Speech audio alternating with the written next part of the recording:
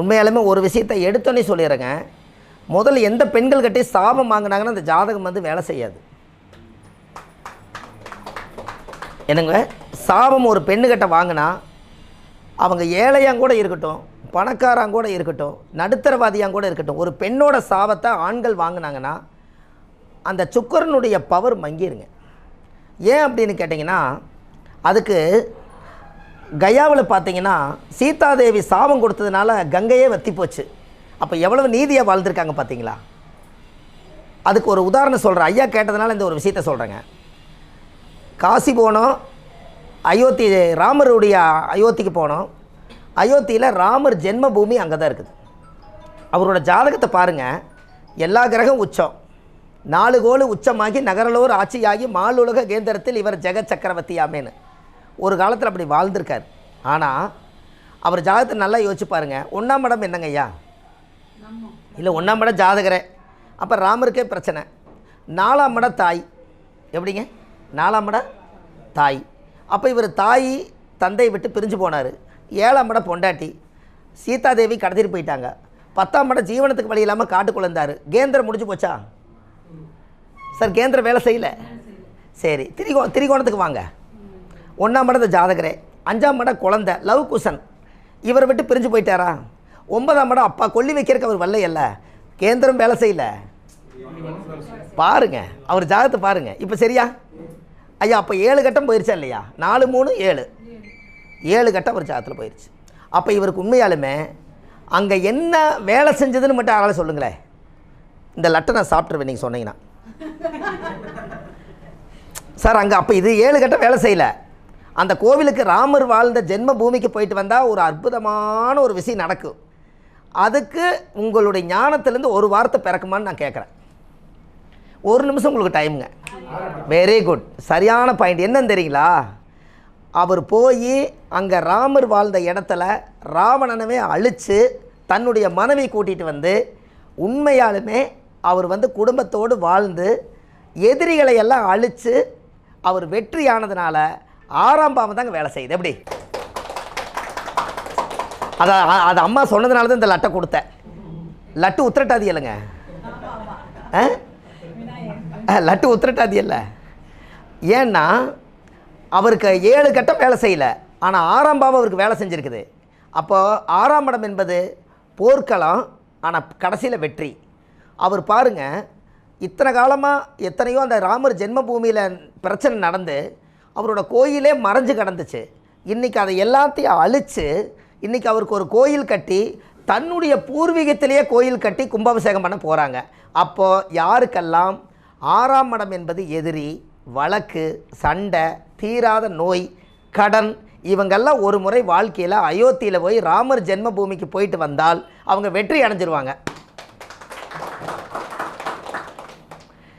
எப்படிங்க ஐயா? அதுக்கு தான் அம்மாவுக்கு 6ஆம் பாவம்னு சொன்னதுனால அவங்களுக்கு தான் இந்த நன்றி. ஏன் அப்படின்னா நாம் அனுபவித்து வந்தோம். அப்போ ஒரு ஜாதகத்தில் 6ஆம் இடம் என்பது அந்த கோயிலுக்கு போயிட்டு வந்தால் 18 வருஷத்துக்கு எதிரிகள் நம்ம பக்கம் வரமாட்டாங்க. ஏன்னா அவர் 14 வருஷம் காட்டுக்கு போயிட்டு வந்த தவமே எதிரியை அழிக்கணுங்கிறதுக்காகத்தான். அப்போ 14 வருஷம் அங்கே போயிடுச்சிங்களா? அப்போ 4 வருஷம் அவர் தவம் பண்ணி மொத்தம் 18 வருஷம் அவருக்கு அந்த பவர் இருந்து கிடச்சிது. அப்போ ராமருடைய ஜென்ம பூமியில் என்ன ஒரு அதிகரமான ஒரு சக்தின்னு கேட்டிங்கன்னா, இன்றைக்கி பெரிய பெரிய மனிதர்கள் எல்லாம் ஒரு பெரிய ஆலய மணி வாங்கி வச்சுருக்காங்க, நிறைய ஸ்பான்சர்கள்லாம் கொடுக்குறாங்க. அங்கே எல்லாமே அங்கே நடந்துக்கிட்டு இருக்குது. அங்கே இந்த குஜராத்தி மராட்டி இருக்கிறவங்கெல்லாம் அந்த கல்லில் இருக்கிற சிலைகள்லாம் இருக்குது இல்லைங்களா, அதுகளை எல்லாம் பாலிஷ் பண்ணிக்கிட்டு இருக்காங்க. எல்லாம் பூரா கட் பண்ணி சதுரமாக வந்து டெய்லியில் செஞ்சு அதை பூரா பாலிஷ் பண்ணிகிட்ருக்காங்க. அந்த பாலிஷ் பண்ணும்போது நானும் கொஞ்சம் வாங்கி பாலிஷ் பண்ணி விட்டேன். நம்ம கூட போனவங்கெல்லாம் எல்லாம் சேர்த்து பாலிஷ் பண்ணாங்க. எதுக்காக இதை சொல்கிறேன்னு கேட்டிங்கன்னா, எல்லோரும் இந்த முடக்கு கோயில் ஒன்று எடுக்கிறாங்களா இல்லைங்களா ஐயா? ராமர், அதாவது முடக்கு கோயில் எடுக்கிறோமே இல்லையா, நம்ம முடக்கு கோயிலுக்கு போயிட்டு வந்தால் நம்மளோட கர்ம வினை தீரும்னு ஒரு சாஸ்திரத்தில் சொல்லுது. அந்த முடக்கு கோயிலுக்கு நம்மளுக்கு என்ன தொடர்புன்னு தெரியணும் இல்லைங்களா? இப்போது அந்த அம்மா ராமர் ஜென்ம பூமியில் அந்த மராட்டி குஜராத்தியில் இருக்கிறவங்க தலைக்கு முக்காடு போட்டு அவங்க அந்த பாலிஷ் பண்ணுறது தான் அவங்க தொழில். அந்த கோயில் கட்ட வரைக்கும் அவங்க ஒரு கான்ட்ராக்ட் எடுத்து வச்சுருக்காங்க. அவங்க ஒரு ஜாதகத்தில் ஒரு முடக்கு ஒன்று இருந்து அவரோட பேரம்பேத்தி ஜாதகம் வரும் இல்லைங்களா, அந்த ஜாதகத்தில் முடக்கு கோயில் அயோத்தியில் இருக்கக்கூடிய ராமர் ஜென்மபூமி தான் முடக்கு கோயில் வருதுன்னு யாருக்கு வருதுங்க? அந்த மராட்டி குஜராத்தி அந்த பாலிஸ் தேய்ச்சாங்க பாருங்கள், அவங்களோட பேரம்பேத்திக்கு நம்மக்கிட்ட ஒரு நாள் ஜாதகம் பார்க்க வந்தால் அந்த கோயில் எங்கே வருங்க? அயோத்தி வருதுன்னு வச்சுக்கோங்க. அதுக்கு என்ன காரணம்னா, இப்போ இவங்க பாலிஷ் பண்ணுறாங்கல்லங்க, இவங்க சாமிக்கு இப்போ பணிவிடை செஞ்சு என் குழந்தை பேரம்பேத்தி எல்லாம் இந்த மண்ணுக்கு வந்தால் அவங்களும் நல்லா இருக்கட்டுன்னு சொல்லி அந்த சர்வீஸ் பண்ணுறாங்க பாருங்க. அந்த முடக்கு அந்த கோயிலுக்கு போனால் இவங்க செஞ்ச புண்ணியம் தான் அந்த கடவுள் ஆசீர்வாதம் பண்ணுறாரு. எப்படி? அப்போ ஒவ்வொரு கோயிலையும் நம்ம முன்னோர்கள் தான் போய் அந்த கோவிலுக்கு பணிவிடை செஞ்சுருக்காங்க. இப்போ பாருங்கள், ஊதியூரில் காங்கேயம் பக்கத்தில் பொன்னூதியூர் மலை, அங்கே வந்து குறிப்பிட்ட தூரத்துக்கு மேலே வண்டி போகாது. அப்போது ஒரு கட்டடம் கட்டியிருக்கிறாங்க மேலே. அது வந்து என்னென்னா திருக்குறளை படித்தாங்க. திருக்குறள் எழுதினார் திருவள்ளுவர். அது உங்களுக்கு அந்த கொங்கண சித்தருடைய இது தெரியும். அவர் தவம் பண்ணிகிட்டு இருந்தார், கொக்கு ஆகி போயிடுச்சு. அவர் இப்படின்னு ஒரு முறைச்சார், உடனே கொக்கு பொசிஞ்சு கீழே விழுந்துருச்சு. அப்போ உடனே என்ன ஆகி போச்சு, என்கிட்ட அவ்வளோ சக்தி இருக்குதுன்னு கொங்கண சித்தர் வள்ளுவர் வீட்டுக்கு போயிருக்கிறார், திருவள்ளுவர் வீட்டுக்கு. அவர் போய் சாப்பாடு கேட்டிருக்கிறார் வாசகி அம்மா கிட்ட. அப்போ சாப்பாடு கேட்டோடனே அந்த அம்மா ஒரு முறைச்சிருக்குது. இப்போ ஆகாதம்மா, இன்னும் கொஞ்சம் நேரம் ஆகுங்க. இவர் ஒரு முறைச்சிருக்கிறார். அந்த அம்மா பார்த்துட்டு என்ன கேட்டிருக்குது, கொக்கன்று நினைத்தாயோ கொங்கணவான்னு கேட்டிருக்குது. என்னடா அது, நம்ம அங்கே கொக்கை எரிச்சது இந்த அம்மாவுக்கு எப்படி தெரியும்? அப்போது இதுக்கு பின்னாடி ஏதோ ஒரு ஹிஸ்ட்ரி இருக்குது அப்படின்னு இவரோட வீட்டுக்காரை பார்த்தா திருவள்ளுவர். அப்போ முதல் திருக்குறளை எடுத்து முழுமையாக படித்தவர் கொங்கண சித்தர். புரிஞ்சுங்களா? அதனால் அந்த கொங்கண சித்தரை நான் போய் பார்த்தேன். அப்போ பார்க்கும்போது கல் மேலே கொண்டு போயிட்டு இருந்தாங்க. 2 செங்கல் ஊரிய பையில் போட்டு, ஐயா மேலே மலைத்தானே போகிறீங்க, எல்லாத்துக்கும் இந்த ஒரு லோடு செங்கல் அங்கே போய் ஆகணும், இப்படி கோயிலுக்கு போகிறவங்க கிட்ட 2 கொடுக்குறேன், நீங்களும் கொண்டு போய் சேர்த்துருங்கன்னு ஒரு 5 10 கிலோவை 2 செங்கலை கொடுத்து விட்டாங்க. நான் என்ன நினச்சி, கொண்டாங்க தோப்பில் படுக்கணும்னு ஒரு நைட்டு பௌர்ணமி அன்னைக்கு பெட்ஷீட் போர்வையெல்லாம் எடுத்துகிட்டு மேலே நாங்கள் ஒரு 2-3 பேர் போகிறோம். அப்போ நான் என்ன நினச்சி கும்பிட்டு வரேன்னா, ஆண்டவனே இந்த மலையில் வந்து சித்தரே, நான் இந்த செங்கலை கொண்டு வந்து வச்சுருக்கேன், என்னுடைய வம்சத்தில் யார் இங்கே வந்துட்டு போனாலும் எல்லாத்துக்கும் நீ ஆசீர்வாதம் பண்ணி இந்த மண்ணை மிதித்து அந்த கர்ம வினையெல்லாம் தீர்ந்துரும்னு சொல்லி அந்த 2 செங்கலை வச்சுட்டு வந்துட்டேன். அப்போ நான் இந்த எண்ணத்தை போட்டு வச்சுட்டு வந்துட்டேன். என்னுடைய பையனுக்கு கல்யாணமாகி அவனுக்கு ஜாதகத்தில் முடக்கு ஒரு பாபம் வந்து அவருக்கு கொங்கண சித்தரை தான் முடக்கோயில் வந்துச்சுன்னா அந்த கோயிலுக்கு போயிட்டு வந்தேன்னு அவனுக்கு ரெடி ஆயிரும். அதுக்கு நான் என்ன பண்ணி வச்சுக்கிறேங்க, முதல்ல நான் ஒரு 2 செங்கலை கொண்டு போய் அங்கே வச்சு பிரார்த்தனை பண்ணியிருக்கேன். அப்போ முடக்கு கோயில் நாம் எடுத்து நீங்கள் கோயிலுக்கு கொடுத்து வர்றதல்ல, அந்த ஓலைச்சுவடியில் ஏற்கனவே எழுதப்பட்ட விதி. நாம் ஏற்கனவே அந்த கோயிலுக்கு பணிவிடை செஞ்சது தான் அந்த கடவுள் ரிப்பீட் ஆகி பல மடங்கு அந்த குழந்தைக்கு முடக்கு தோசை நிவர்த்தி பண்ணுறாருங்க. என்ன எப்படி? ஆனால் நம்ம நினச்சிக்கிறோம் ஏதோ இதில் ஏதோ ஒரு வேறு எதை கொடுத்தா போயிட்டு வராங்கன்னு. சில இடத்துல தெரியாமல் நம்ம கோயிலுக்கு கொடுத்து நிறைய பேர்த்துக்கு பலனடையாமல் திரும்பி வந்தவங்க எத்தனை பேர்? அப்போ உண்மையாலுமே அவங்க மூதாதிகள் வந்து அங்கே தர்மம் பண்ணியிருந்தால் அது நடக்கும்.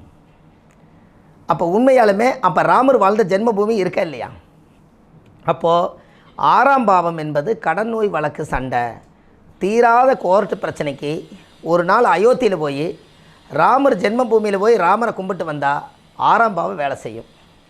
சரி, இப்போது என்னால் அயோத்தி போக முடியாதுங்க, என்னால் அயோத்தி போக முடியாது, நான் ராமரை கும்பிடணும், ஏதாவது ஒரு வழிபாடு பண்ணணும், அது மூலியாவது எதிரிகள் அழிக்கணும், இல்லை எனக்கு நான் இப்போ கோர்ட்டுக்கு போகிறேன், நான் கோர்ட்டுக்கு போனால் எனக்கு தீரணும் அப்படின்னா, அப்போ நம்ம அயோத்தி போக முடியாத வசதி இல்லாதவங்களுக்கு நீங்கள் ராமர் கோயிலில் போய் முழுமையான ஒரு அபிஷேகத்தை ஏற்றுக்கிட்டு அந்த அபிஷேக தீர்த்தத்தை கொண்டு வந்து நீங்கள் வீட்டில் குளிச்சுட்டு அதுக்கப்புறம் நீங்கள் கோர்ட்டுக்கு போனீங்கன்னா வெற்றி நிச்சயமாயிரும். எப்படி? ஏன்னா அது போக முடியாதல்லவா.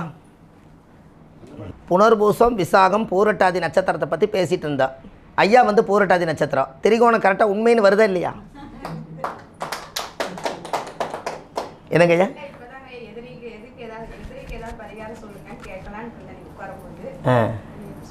ஆமாம், அதாவது புனர்பூச நட்சத்திரத்தை பற்றி பேசணும். அதோட திரிகோணம் வந்து அவர் கரெக்டாக இந்த நேரத்தில் லைனில் வருது. அப்போ புனர்பூசம் விசாகம் பூரட்டாதி குருவோட நட்சத்திரம். அப்போ அந்த இடத்துக்கு போயிட்டு வந்தால் குருவோட ஆசீர்வாதம் கிடைக்குங்கிற டைரெக்டாக குருவுடைய குரல் கேட்குது. அப்போ பிரபஞ்சம் கரெக்டாக நமக்கு மேலே வேலை செய்தா இல்லையா சொல்லுங்கள்? அந்த நேரமே பரிகாரத்தை தூக்கணுங்க, வேற ஒன்றும் இல்லை. இது கையில் 6 விரல், லெஃப்ட் லையில் 6 விரல், காலில் 6 விரல், இதுலேயே 6 விரல், நீங்கள் ஒரு கடன் பரிகாரம் சொன்னீங்க ஐயா, 6 விரல் உள்ளவங்களுக்கு கொண்டு போய் சிவப்பு வேஷ்டி துண்டு, வெத்தலை பாக்கு, துவரம் பருப்பெல்லாம் கொண்டு போய் 6 விரல் உள்ளவங்களுக்கு கொடுத்தா 6ஆம் இட கடன் தீருன்னு நான் ஒரு இதில் சொல்லியிருந்தேன். சரிங்களா? அதுக்கு எங்கள் தங்கச்சி பிள்ளைக்கு 6 விரலுங்கன்னு சொன்னார். நான் என்ன கிரியேட் பண்ணேன்னா 4 விரல் 6 விரல் 4 6 24 மணி நேரம் அவங்களுக்கு தான் வேலை செய்து நான் சொன்னேன்.